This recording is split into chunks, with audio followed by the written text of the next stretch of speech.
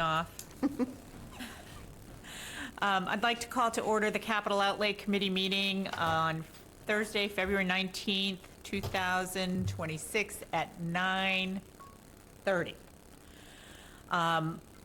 Today on the committee, we have just barely a quorum. We have Scott Norm, who's on the line, Paul Doan, Ann Tucker, and do you go by Tucker or Tucker Clark? I actually know this, Clark Tucker. It's Clark Tucker, but I'll take Tucker. I'll take anything. And Clark Tucker. Get them all, I'll get all the names in. It's Tony Schiavi is joining us. Thank you, Tony, for coming. You're welcome.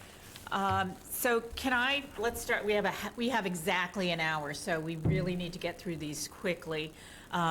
Let's start with, if I can get an approval for the minutes from the meeting of December 10th, 2025 and December 22nd, 2025. Thank you, Paul. Second? Second. All in favor? Scott? Aye. Aye. Paul?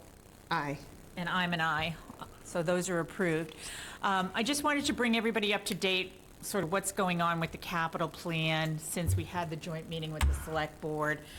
There were some questions that came up at the select board meeting on the capital plan. They revolved around vehicles and boats in the harbor and with natural resources. I'm just going to quickly say, I wasn't happy about that because I feel like I brought natural resources up in the meeting to express and demonstrate the impact of the green communities. I didn't think it would work against them to have to go up and then justify their vehicles. However, they did an excellent job, so I have to say, I don't think there should be any questions about their vehicles. I will say, and we'll leave it for another day, I do have some other thoughts on vehicles that, it kind of got me thinking on the whole vehicle thing. So maybe at another meeting when Jay is here, we can have, I've talked to Tony about it, I've talked to a number of board members about it, but we'll just make it a public thing when Jay gets here. So what else has happened is 2 items went on the capital plan, and they are one from the planning board. Is that what you call yourself? Yeah, we're planning we're a board. Yeah. And the other is the harbor, which is an emergency dredging repair. The third thing that's going on under the cover of all of this is sort of funding. I know we don't vote on funding, but I do want my members to be aware of what's getting funded and how it's getting funded. And there was a vote at last week's select board meeting that we cannot use the proceeds from the, what do they call that fund? Sinking? Yeah, The they sinking call it fund. the sinking fund. It's kind of Okay. an outdated term. It's really for, it's like a receipt reserved from Receipt land reserved. sale. Right. So it's land sale money. Right. Right. So that was going to be used in part to finance this community center roof. And so now there's some changes to funding. Then we'll just review them. We don't vote on them, but I want you to know what they are. I mean, Scott will, in his role at Finance Committee, have more probably to say about it, but I want you guys all to know sort of what's still not settled with the plan. So with that, I'm going to bring Duncan Berry up here to talk about the planning board's request for form-based zoning research and writing. Oh, I have one, Duncan. I have one. I have mine. You have one? I have my autographed copy. I just want to make sure, and. Do you want me to take another one, Scott, for you later? I've actually found it on the web, and Okay. I scanned through it today. It's incredible work, Duncan. Oh, thank you. Here we go. Very, very incredible. Okay, I need to do some reading. So Duncan Berry, I'm Chair of the Planning Board. This document is a personal thing. This is not a product of the Planning Board or the Planning Department. And I appeared in front of the Select Board on December 22nd to simply make a statement about some thoughts that have occurred to me over the last decade or more doing zoning work and planning work on the board, prior to that and what have you. And I won't repeat that. You can, if you have seen that testimony on the 22nd of December, you're welcome to do that. It's on YouTube. It's 6 or 8 minutes long. The basis of it is that, as Ann well knows, we've morphed into a permitting board, not a planning board. we're not doing much planning, and we're watching other municipalities in the county of Barnstable being besieged by large structures that have a huge impact on the economic, cultural, and kind of societal fabric of each of these towns. And so it's just having endured what we have on the planning board for the last 2 years, when we get 240, 250 people to a planning board meeting for one building, which is 2x what's required to get a quorum at a town annual meeting, we got a problem.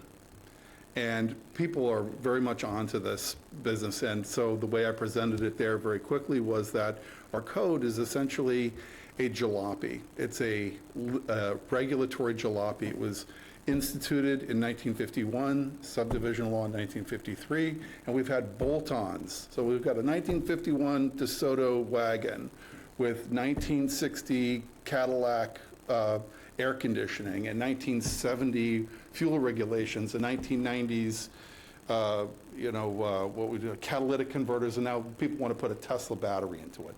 It's a big floppy contraption, and we're vulnerable in our village centers. And so my belief was that, so I was requested to go get some support from the planning board, which I have, and to also do research on what it would cost to do this, to undertake some research to see if we could get out ahead of what is, a problem.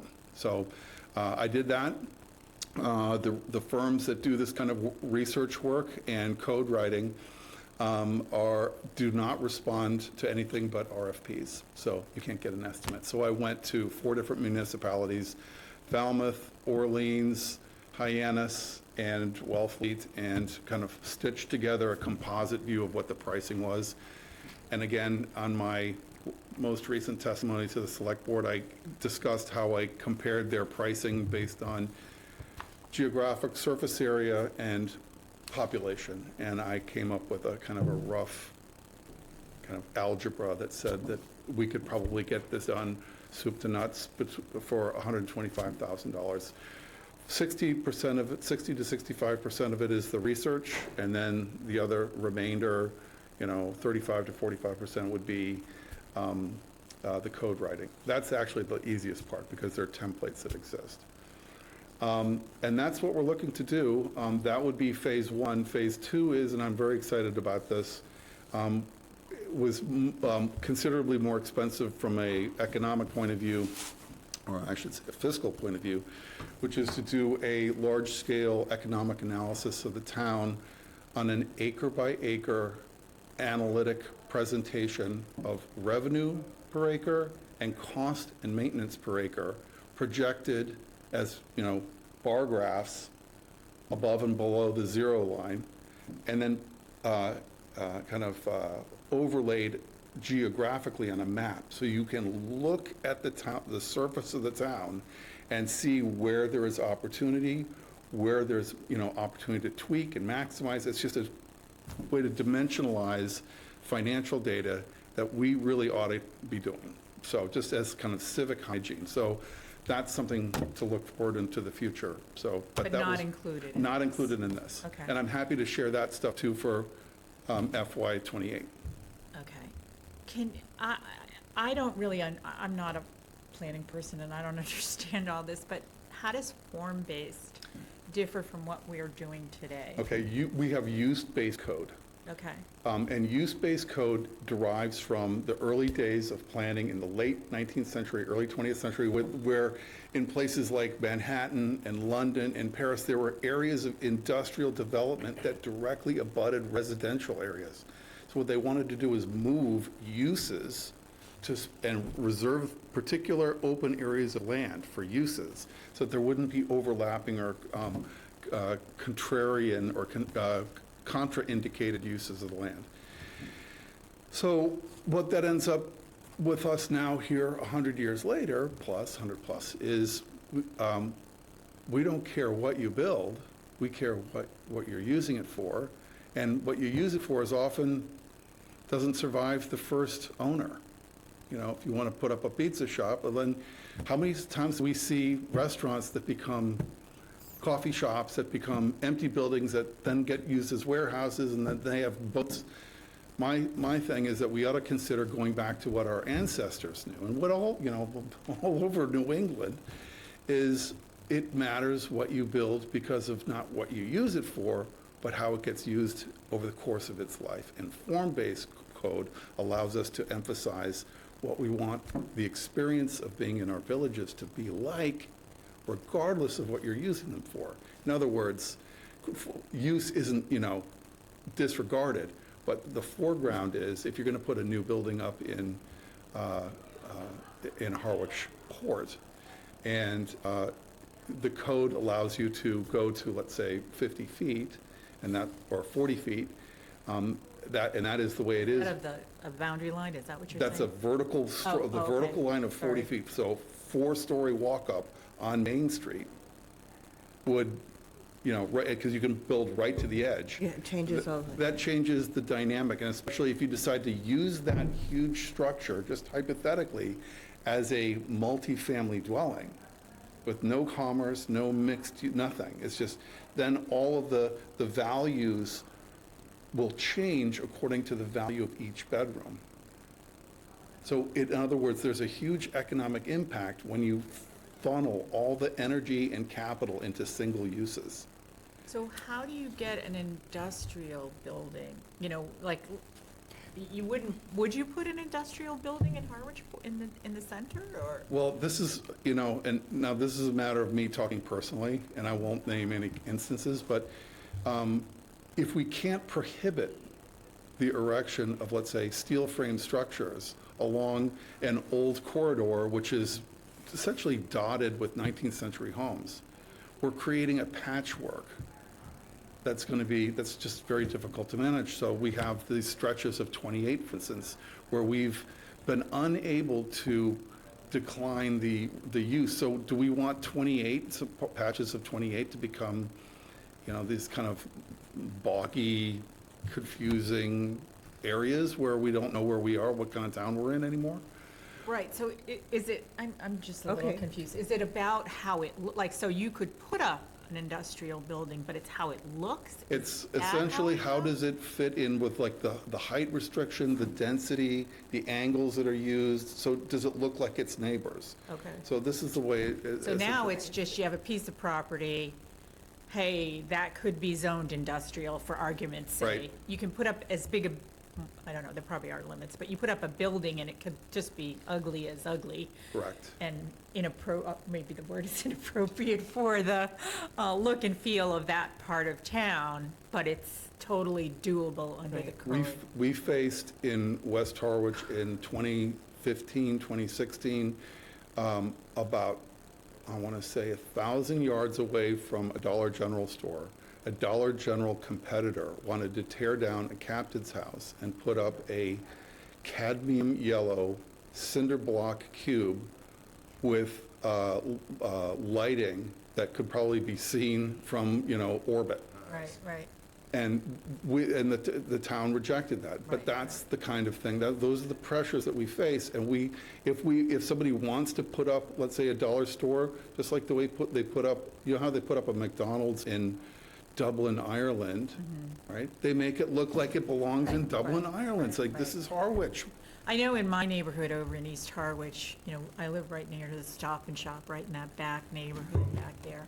And our board had to, and luckily we had somebody who was like a lighting expert, Oh, who for- put a contract in place with Stop and Shop to say, things like you couldn't pull in the middle of the night and Right. unload your big truck and, Right. that backing up noise, or, See page But that's- 67. Oh, okay. Then, Whether they have continued, because he's no longer on the board, whether they have continued to honor that, I don't know. right. Right. But I mean, that is one of the exact problems that we have. That is a template that's been used in, like, all these B and C counties across the country. And essentially, it's an aggregate of engineering templates for turning radii. So we prioritize the efficient movement of vehicles and these tarmac oceans, and then we have these small, buildings off to the side, we all go in the building. Towns actually put buildings on the edge, people go and work at the, they want to work around the outside of a building and move around and shop and look and then go in. And we've got it, our zoning has essentially made it inside out. And so this is why that suburban sprawl kind of thing that we have there, where you have an intersection with 12 lanes converging at one light, and God spare the person who goes out there trying to cross. You never see pedestrians out there. It's not a village. Right. So this is all I'm saying is we ought to look at changing direction and getting informed. Just as a comment, having. Do you know how hard it is for me to not I'm sorry. acknowledge a member of my board? It's like, that's my job, wait a minute. Well, so the end result of this could be a combination, too. Right. It's not like one or the other. We've had this discussion at planning. Do we go strictly to form-based, and that's a big lift, right? Right. Our point of view right now, or the majority, is to say, can we start changing this car? Because the other part, it's incredibly expensive for Right. someone to come in front of zoning or planning for sometimes the most ridiculous things, but we're driven by this code. Right. The other thing, when we're having 250 people show up for, the community's telling us something. Right. So No, it's I the totally planning agree. part, not the permitting part. Right. And we have been leaning almost exclusively on the permitting part. Right. Right. Well, you have to follow the rules, right? Right. You're But then, required to do that. but this is the point, like, we got to look at these rules because we've become a different target. Right. The rules are not serving us. So, for Yeah. example, you might decide not to have sort of a village appeal over by the dump, which is an industrial, more of an Exactly, industrial area. exactly. per But se. there there's could gonna be, in a changing. couple of generations, there could be the desire to have kind of uniformity along Queen Anne. Right, Right. right. And then that's something that we just don't see, but we could give them the gift of a component that they could then use later on. Because Uh, industries and business change over time, right? Correct. So, I grew up near the mill towns, and the mill towns. Right, the mill change. Significantly. Here's the other part. I want to give credit to the local planning, because we're getting ready for finishing that process. There's been a committee that's worked on it for 2.5 years, a volunteer committee, and their addendum is basically what to do next. And 3/4 of their addendum is change zoning, change planning, make these things happen. Approving the plan doesn't make it law, right? It's Right. the instruction next that the boards have to go through and start to change the rules so that you can get to that vision of that local comprehensive plan. So let's say we decided to go, you do this study, and we decide to be serious about going to form-based planning. How long? What's the process? So it's a very interesting, good question. The Hyannis experience it took about a year. And the woman that drove that program as the assistant planner moved to Orleans. She did it there in like 7 months. So she was able to change not So change the rules. No, she was able to do this, essentially, it's kind of like a migration plan. So here's where we are. Right. Here's where we want to go. You get some people in here who are familiar with the architectural, the engineering, and the legal aspects, and we kind of do a journey, kind of a vision journey, like where do we want to end up? And that ends up in, through a number of workshops with a proposal. That proposal then goes to, the planning board and then select board and probably Public finance committee. meetings, yeah. And then, And it would have to be voted on by town meeting at some that's point. correct. And then there's code ready to go to get plugged into it. So the code is actually the output. So, and if you'd like to see the code, there's a lot of code that's available, and I'd be happy to share there are any number of kind of local examples. I would also say not all good zoning is form-based. It's allowed some bad things. That's why I think Harwich ought to take this time to think about, after this local comprehensive plan, get very granular about our unique contingencies and constraints with 3 harbors and 7 villages. And to me, we're a microcosm, unlike any other town on the Cape. We are a microcosm of the entire experience. Why we let anybody go outside of Harwich is crazy to me. And then, okay, go ahead. A couple of questions. Could we go back?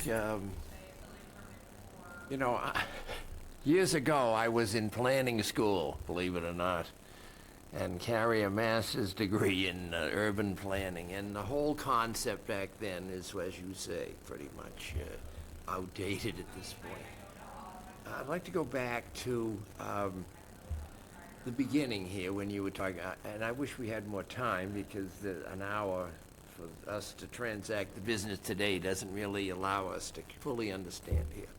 But, and ask, I think, the questions that need to be asked just to illuminate this whole idea. But let me go back to what this current request is for. Yeah.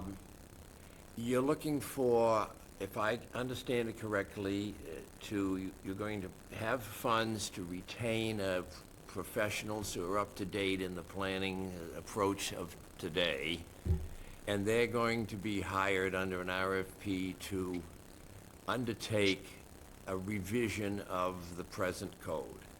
Funny Partial. story. We'll probably look at like 2 or 3 villages where threat is the greatest, where Okay. there's a context that could be violated.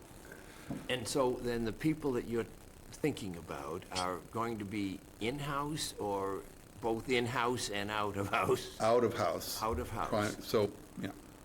And would And it I'm looking involve- for national talent as opposed to Right. the scraps that are available to us Okay. at this And- part of and- southeastern New England. Would it be expected that in-house eventually there would be some staffing issues and so forth that would be? Well, we would certainly want them to be part of the process. And tell me about this form-based concept.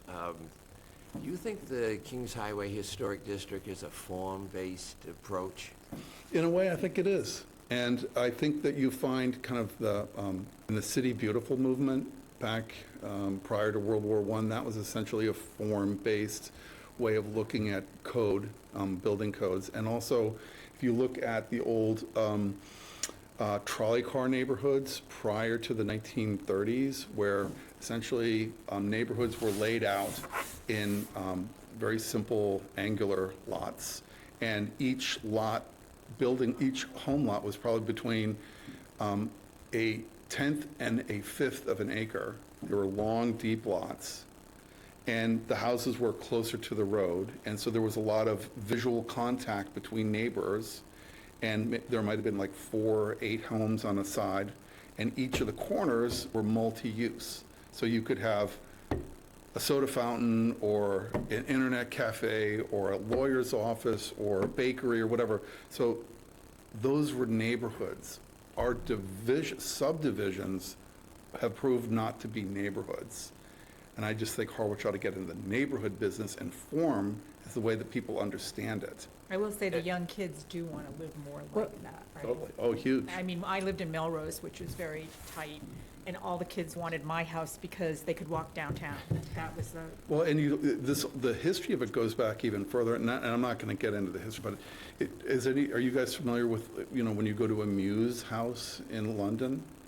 Like the long, Or narrow thing, and MEWS, then, or even in the Back Bay, you have a long lot, and in the back, you have like a kind of, you can have a yard, and then an alley in the back. So the vehicular activity actually doesn't happen on the streets. right. It's You know? It's Minneapolis and St. Paul, exactly. That's exactly how it looks. Okay, There are communities, even in the United States, that have that concept. I Yeah. just lived in one in St. Paul. All of the In St. Paul, drives, in the back. access to the garage, everything is in the back, and That's out in right. front is. All the power Funny lines in story the I'm back. going to tell, and then quickly. I need to get Scott in here, too. Yeah. When I was a town moderator many years ago, we had here in the town suddenly emerge on the scene a concern that someone was coming in to put in an adult entertainment district in the town. And the planning board was running around quickly because there was no prohibition to that, and if there was nothing in the bylaw, we're going to be seeing adult entertainment districts. So we're getting ready for town meeting, and I asked then the town council, Mike Ford, where Well, for example, if we're doing an adult entertainment district, I'll cut this down, where is Chatham's adult entertainment district? And Mike said, Chatham's adult entertainment district is in Harwich. And I think that story tells the story you're telling about everybody is excited about talking because you're from the Cape, and then you're not from Chatham, you're from Sandwich. And why are those towns, why do they stand out on the Cape Right. as the places that one desires to be, and other towns less so? And it's to the point you're making, a form-based.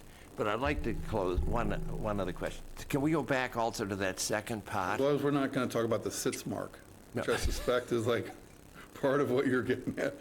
You got to have a 50-year time horizon on that one. Well, I was concerned about the second portion of the funding. Yeah. Can you just sort of, I don't quite understand what you're talking about in terms of the parcel identification. Okay, so I'm sorry, I was going to bring a deck to show you all and but I figured I didn't want to take that No, much of your and time. we only have a few minutes left, and Right. I want to get Scott's question in here, so. Yeah, so very quickly, what form-based code looks like, instead of a cascade of paragraphs with statistics and use tables and dimension tables, it's a set of parameters that describe outcomes with diagrams showing, let's say, what a corner structure looks like in any of these areas. So corner structures have to obey certain height, they have to have certain gable structures, they want to have, dog shed dormers, or, and like what would be the various ways to handle layering of stories. And then you'd look at one end and like two ends of a block, and then figure out what the infill strategy is. So it's a way of kind of mapping out in a wireframe diagram. And what we would want to do is incentivize people to say, if you're going to build something and you're just going to put up, they want to do something like with a glue gun and a staple gun and flat panels. That should not be the default. We should encourage people with perhaps tax incentives or whatever incentives we can have to build more fully developed, more fully articulated building forms that are part of our heritage. So if you want to come into the mainstream of Harwich and look, we'll have, a kind of a vocabulary of forms. We should be encouraging that.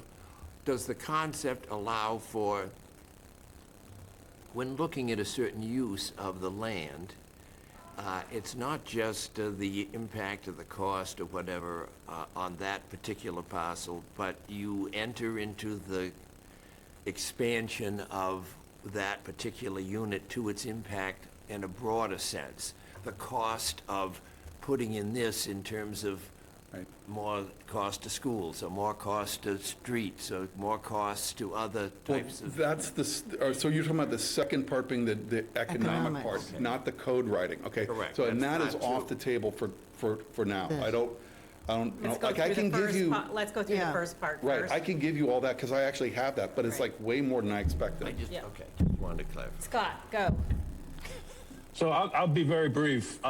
My first question is it okay that we're doing the redo of the town zoning maps concurrently with the form-based project? Or would it be wiser to have them done sequentially? Thank you.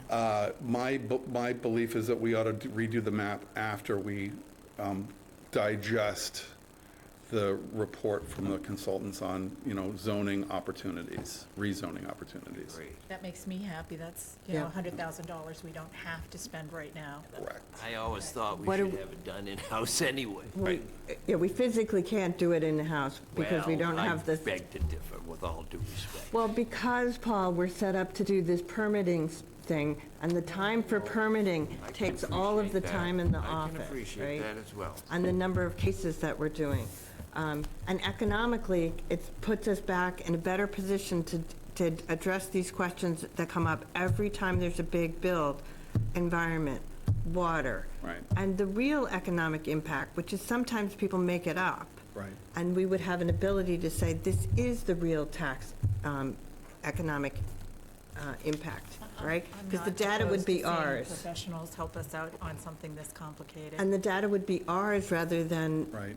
And the 47 other consultants. consideration is, and I would just put this also, is that one of the select board members said it's time to go on offense, because essentially we're now in a situation where an applicant and developer could say, we'd like to do this, and they come out and they show you everything.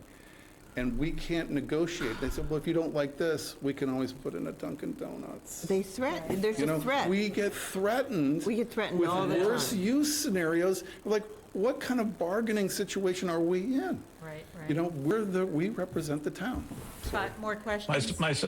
My second question, completely unrelated to that, is whether or not you're assuming taking advantage of the commission's, I think it's called District Local Technical Assistance Program, which is a grant program that could provide at least some of the work that would be included for form-based zoning in conjunction with consultants. Just like I know everybody a else. number of the other towns have taken advantage of that asset. That's entirely possible. The direction that I received and that I proposed to the select board was that there were 2 state grants that take this up, and they are zoning, or excuse me, planning-based grants that have a quick cycle. So my hope was that we would get a letter of intent to these. So we may be able to reduce that Oh, 125. easily, very easily. That's our goal. I don't, But yeah. we could look at even We that. absolutely, we should look at everything, and I was only made aware of the 2 state-based ones, so. Okay. Or even shift them. I want to know We where, can't hear you, Scott, I want to sorry. dress like this guy's dressed at some point Where here. is he? Where is Where he? are you, Scott? He's in the Everglades. The Everglades. Okay, do you have another question? Okay, do you have another question? Yeah, No? No? can't hear us. You can't hear us. Here. Is there anything you can do to help with Is there that? anything you can do to help? You mute them. All right, we're What? muting you for a minute, Scott, and I know you can't hear us. What's, Oh, I need him to vote, though. what's our? He can hear you, he just, yeah. So we would change this number to 125, correct, Duncan? Yep. No, what I would like to do is officially take the Take this redo out? of the town zoning maps off of the capital outlay committee. So this Yeah. ought to be part of your recommendation Yes. on Monday night. Yeah, but can we vote on that, though, or you think? Yeah. Yes. Okay. So can we I get a would vote move. to remove I would move to remove it. okay? And are we going to replace it before I Yeah, vote? yeah, we're gonna replace it. Okay, so we first vote to Oh, remove do you it. want to replace first? Let's remove Okay, it Tom. first. Okay. Create the money. Hold on. Yeah, so the select board already voted to insert it in the capital plan, so it's actually there. Okay, We would just give them our vote on it, right? Like, Correct, so- and. Change the And description? recommend removing the redo of the Right. zoning maps and transition that funding. What I would propose is we add, 25,000 to from free cash, excuse me, to fund this project with free cash, and then the other funding source that we were gonna use, that column would go away. And let me just remind everybody, wait a minute, I wrote it down. That was the 100,000 was originally from free That's for the cash. zoning maps, was 100,000 from free cash. I was free cash, Okay, got it. so let's do the motion this way. Can I get a motion to eliminate the redo of the town zoning maps and replace it with the form-based zoning research and writing? And okay, so that's all we're gonna vote on. So moved. Second. Okay, all in favor, Scott, can I, Unless we challenge. sorry, Caleb, I didn't hear you. He went away. Scott will be back. He's disconnected. He's disconnected. I can't vote Can you without him. can you text him? Probably not legal. He will text me, I think. Maybe text him Oh, and see yeah, if but he I can sign can't. back in That's again. not part of a public The meeting. though. Starlink went down. Oh, no. Oh, my God. In reality, I don't think we need, who's here to create the quorum, and unless somebody challenges the quorum, we can take action until somebody challenges the quorum. Robert's Rules of Order. Is There that- we go, okay. Mr. John, yes. All right, so can I have a vote? We did, We may. Yay. I'm a yay. Okay. aye. So it's 3-0, and if Scott comes back, we'll get his vote. Great. Okay. Thank you so much. So you're done. Thank you. Sorry it took as long as it did, and Thank you. No, that's okay. There he Bravo. comes. He just came back on. Oh, Scott, Oh. we just voted. We voted to remove the 100,000, replace it with the 125,000 project. Oh. You want me to text you? Text you. Scott, can you hear us? Nod.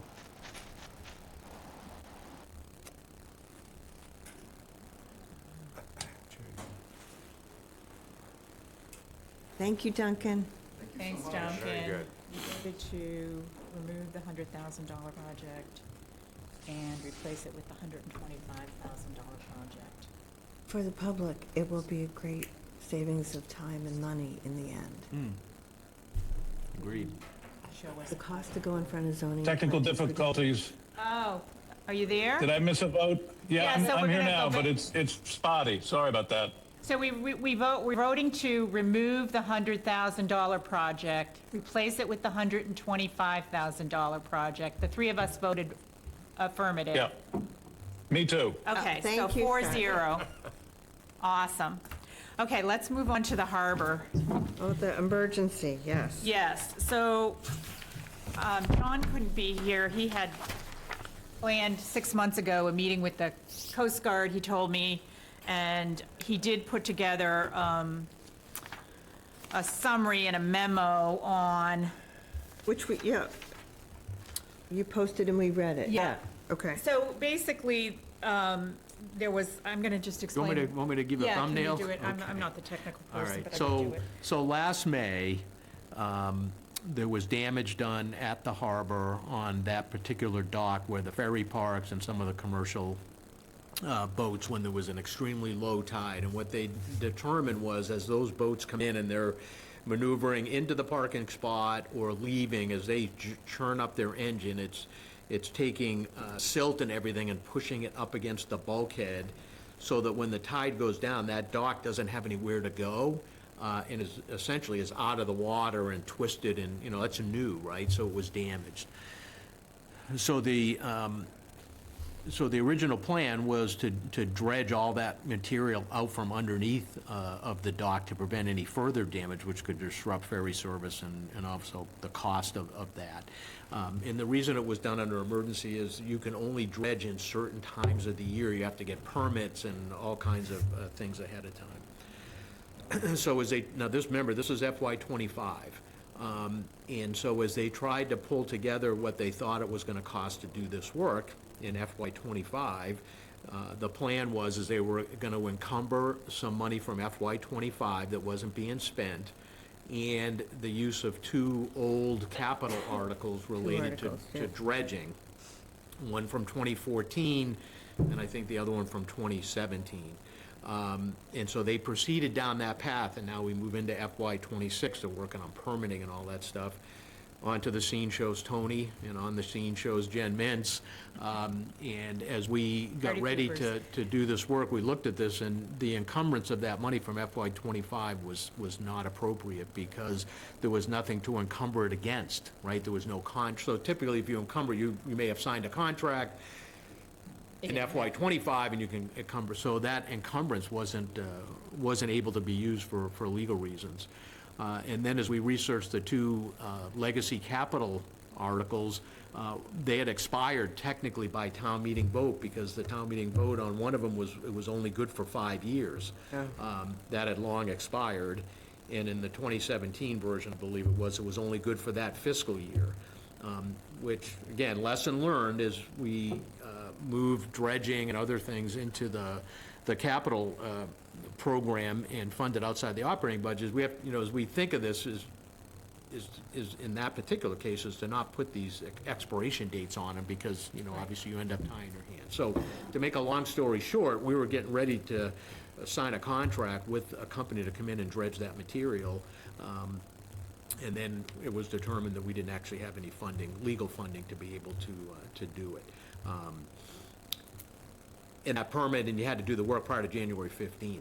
And Right, so that's you can all only expired. dredge during a certain time of the year. Correct, and now you can't according do to it state now. rules. We can't do it now. Right, but it needs to get done ASAP, as soon as possible, and so. So the next window. So this is, right, and so we decided And to insert it into the capital plan so that we can get it done before hopefully any further damage happens. And the next window to do it, though, is like In the fall. So, Correct. so we have to go through the summer. So has there been actual damage to the bulkhead? Not to the bulkhead itself, the damage really was to the dock. Do we have to does this include fixing? No, the I think dock? it twists, I think they got that taken care of, and it's Okay. it's kind of back in service. But there's this uncertain period where we could have some, If More we have an damage. exceptionally Yeah, low more tide and that silt underneath there, it doesn't allow the dock to settle back down, it's basically out of the water. and there's the state doesn't allow like an emergency dredging. No. That's weird. No, the little fishies take priority, or whatever it is they're worried about scooping up with it's just a big hose that you're sucking all that Okay. out. Whatever active in it. yeah. So my other question, Tony, is I understand there was $400,000 in this year's budget for dredging. We've approved another $500,000 in the capital plan for next year, and then we would approve this $350,000.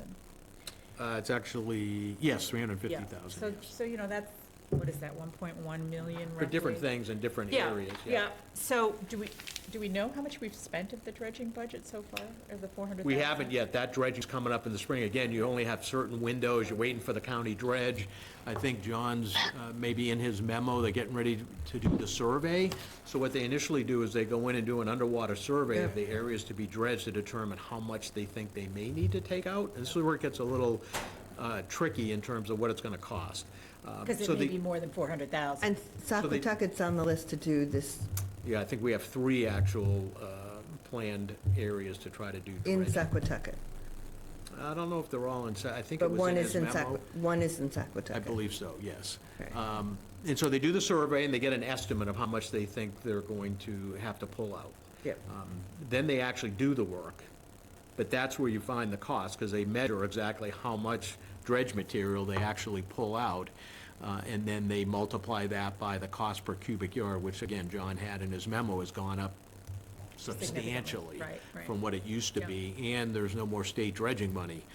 So the idea is, kind of think of the dredging articles now moving forward as kind of like our Chapter 90, right? Where you're allowed to let it accumulate, so that you're able to absorb, a project that, comes out to be bigger than what you anticipated, because storms and everything else affect all that. So it's not an exact science trying to figure out how much dredging projects are gonna cost. It's year- not like snow removal where you just replenish it every year, you're saying? It's more like a running total kind of thing? Yeah, we would keep, right, Okay. yep. Did I read this correctly, that there were funds in the Saquatucket Harbor that they wanted to use too, Yeah, so the Their funding fee source for this funds? particular emergency project, they were right now on the redo of the capital plan that Right. we put together based on the select board's vote to insert this into the plan. It's 175 from the waterways fund, okay, okay, and then 175 to come from repurposed legacy articles, legacy capital articles. So we put a call out to all the department heads. Okay, Right that's where we're now, gonna the get. finance director has accumulated somewhere in the neighborhood of probably $500,000 in excess monies and old articles that are just sitting there, and they will sit there until we do something with them. I okay, don't so know, we can use those for this. Well, we have to ask town meeting, right, so we'll have We an have to ask it article. at town meeting, Yep, just okay. like we're doing with Oh, police so cruisers. this is coming from the money, the unused article money, not from free cash, the Yeah. remainder? Correct. Okay, okay. Yep. I thought it was free cash, sorry. So- All You'll right. see it over on the right in yellow, and then it's listed on the back. Yep, Okay, that yellow line where I have the notes, you'll see 175. I don't think we have the latest copy, but that's okay. I'm not going to get, yeah, we have an older copy that, that's okay, that's okay. We have and the- I'd read the whole document that you had sent earlier. Okay. Oh, you have it, okay. Yep, So annual dredging right there, yeah. because we're losing Scott, can we, does anybody have any other questions? No. You good with this? We should vote. Okay, so can we can I get a motion to approve the 350,000 Saquatucket Harbor Bulkhead Maintenance Dredging Project. Second. Second. All in favor? Scott gave us a thumbs up. Okay, Aye. Scott's an aye. Paul's an aye, Ian's an aye, and I'm an aye. So that's done. Okay, we got all our votes. Now, I do want to just bring up, as it relates to funding generally, and I know we don't have a vote on funding, but I do want the committee to understand what is being funded and how, and, it's important to us and sort of our duty to make sure we're keeping debt level, although I don't think we have the tools yet to do that, but we're going to just go into faith here. Funding sources are changing because of that vote on Tuesday night that we cannot use the sinking fund. And Right. so what that has left us with, we have funding for the 2 additional projects. Tony mentioned there was a change, a small change in the funding for the wells, right? Correct. So that well project was 1.1 million total. Right. On the plan Oh, here that it you is. previously. Yep, it's on the left page, yep. Got it. And on the funding plan that you previously looked at, there was 500,000 from the enterprise fund retained earnings. Yep. And 600,000 that was left over from the water tank painting project. And, okay. We've gotten some updated numbers of how much was left in that article. And so that number went up. So the 600,000 is now 694,630. Available. Available, so that'll go into that column. Okay. And then under the enterprise fund retained earnings, that will decrease from 500,000 to 405,369. So it's still 1.1 million. We just had an updated amount of how much was left in the articles that allowed us to reduce the amount used from retained earnings, but. Okay, so that Overall. one was a change. Is the roof at the community center changed? So that was the sinking fund. So just, Right. for clarity and all of that, certainly the funding plan, these were my initial recommendations, obviously, and now this plan and the funding plan is in the hands of the select board. I would just say that, the thought about doing that, as we looked at this overall plan and, the amount of money that we were spending on capital projects was to spread it out into appropriate sources. So Right. the sinking fund, I'll call it, was just used a couple of years ago for capital projects, so that was a little confusing to me, but that's okay. The board voted not to use any additional out of the sinking fund for capital and reserve it for, I guess, some future land purchase at some unknown time and unknown amount Maybe. of money. Possibly. But I think, given the action that we just took related to the form-based code, I originally had that 125,000 coming from some of that repurposed capital article money. So my recommendation is we now fund what Duncan just briefed, that 125 out of free cash, so I can bump that number up a little bit. We have that available. And so my recommendation at this point to the select board would be, give us a little bit of time to see if we can pull together enough funds to pay for the community center roof. Okay, because that's the next big thing that's just kind of without a home. Correct. Correct, because we had a little over Yep. 500,000, and we've only used 175 so far. So there's a potential that we could take a good chunk of that to pay for the community center roof, and then maybe the balance out of some additional free cash that we have. We have about 420,000 of free cash we haven't expended yet, so we still have. This is great transparency, though, to see it for the first time, so Right. thank you. So I think the challenge that Tony and I talked about is, if there's no funding for the community center, putting it into next year is going to be a really, really Rough tough year. year, yeah. We have a request for 20 million. And that is, a good portion of that is the building over It's DPW. 12 at the million. DPW, Right, right? so if we go into our building season, DPW, then the water, right, Golf. and golf.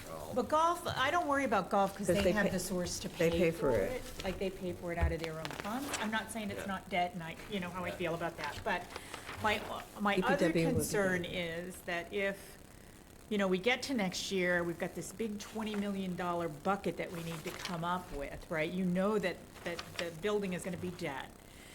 And we're paying for the engineering this year. Yep. we don't want to push the building too far because then the engineering becomes useless. So, Or the It- building failed, you know. well, just, the price is going to change Yeah. and maybe some construction of it could change in a year. I don't know, right? Right. I'm not an expert on that, but it just makes me nervous that we've got $1 million in, or 1.1, what was it, $1 million? 1.1, yeah. For the roof? 1.1. No, it's $1 million for the workshop this year. And we've got this big nut next year. Yep. And $11.2 million related to that. And I would hate to see that after we do the engineering get pushed. I'd rather see everything get pushed, a year to be Yeah, so that's why giving us a practical. little bit of time to come up with, see if we can come up with 485. Right. Through some of the other efforts that we're working on, so I can talk to the finance director and find out where she's at in terms of how much she's accumulated, and I think there's a better than good chance that we can fund the 485 for That would this be year. great. I'm in agreement, pushing it only is gonna cause more stress next year. Yeah, next year's going to be tough. When Yeah, this next year, year we will be really probably tough. have the ability to do it. Right, right. Go for And it. not impact anything else. I think if we start doing trade-offs, like, oh, now we're gonna go through this whole list and, You what- guys get to decide how Yeah. you fund it. Right. That I don't have a problem with. I just want everybody here to know how it's being funded. Yes. And the concern that, pushing certain things, maybe it makes, I don't want Link will hate me, but, does it make sense to push that? We've been pushing that too, so. For years, yeah. It's just it's tough when you don't really have any sources for capital other than debt and free cash. Maybe we can get a source for capital, as you have suggested in the, Well, you better come up with a new revenue source, because I don't know where it's coming from. Tony might say the same thing. Well, we have a I was, one of my original plans was to create the capital stabilization, but apparently we did create one and never funded it. Yeah. So I think we actually have one, but there's no money in it. Right. And But we're so going to these are save those- money for a lot of other things and a lot of other buckets that we may use in some future, but we don't know. Yeah. So, instead of actually saving for what we need. Yeah, right, right. there's that. And, I've said this from the beginning when I got involved, and I went on my tangent about the debt and how concerned I am about the debt. As you increase the debt, and you look at all the things that are sort of fixed in town and required, especially, our unfunded pension liabilities and OPEB and things like that, that we just don't have control over, and the rising cost of insurance and the rising cost of wages, you're pushing on what we need to just basically run the town. And part of that is capital to maintain these buildings, because if I've said it once, I've said it a million times, we can't afford to replace these buildings. No, It's at all. so expensive. When I see what other towns are paying to replace buildings, it's just so expensive. So, We're having a hard enough time with just the DPW, which is barely a building, right, it's a tin can. And it's a building that saves us money because it takes care of all of the. Well, maybe we could have less vehicles, and we'll have that Less discussion in the future. All right, but- less vehicles. Okay, future meetings. I thought maybe what we could do is put a meeting on the calendar for sometime, let's say mid-April, because then Jay Prior will have to. some time to, and even if it's just an introductory meeting to Jay, I'll send out Perfect. some dates, because I think we just have to have it on there, and then we can talk about, I have some ideas of future meetings. Maybe we need to have a monthly meeting and then cancel it if we don't have a topic, just so we're more consistent. I know Paul would love Okay. that, so we can I would, fit it into right. his busy schedule. Meeting. All right, so I'm going to work with you guys to schedule a meeting sometime in April and get on Jay's calendar, Got because he's it. going to be busy. All right, so Okay. thanks again to I move Tony. we Thank you adjourn. so you're much for welcome. coming. We're 7 minutes early. Can I get a motion? Thank you, Tony. Thank you, and thank you, Scott. Thank you. Thanks, for- Scott. Bye-bye. Can I get a motion to adjourn? So moved. Second. Second. All in favor? Scott? Aye. Aye. And- Aye. And I'm an aye.